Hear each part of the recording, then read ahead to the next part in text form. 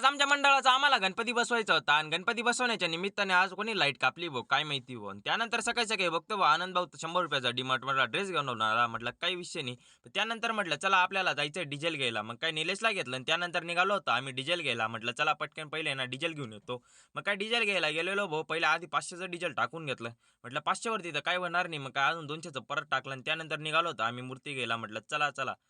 गाडी चालवायची इच्छा होती. तुषारला म्हटलं तुषार गाडी तू चालव पण आनंद भाऊ काय नागपूरमध्ये दुसऱ्या मंडळाच्या पोरांची भेट झाली. म्हटलं काही विषय नाही. पण त्याआधी म्हटलं आपल्या मंडळाचा गणपती घ्यायला जायचं होतं. मग काय गणपती घ्यायला गेलो पण आपली मूर्ती कुठे आहे ते लवकर सापडत नव्हतं आम्हाला आता.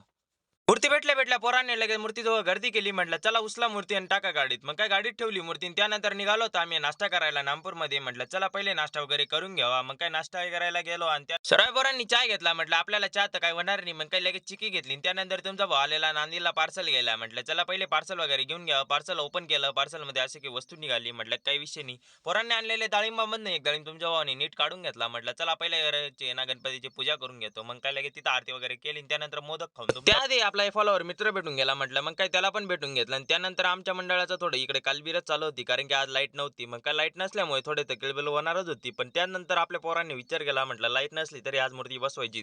मग काय पोरांनी लगे मूर्ती वगैरे बसवली. त्यानंतर म्हटलं चला आता आरती करतो आणि आजचा ब्लॉग आपण इथे संपवतो. चला जय महाराष्ट्र.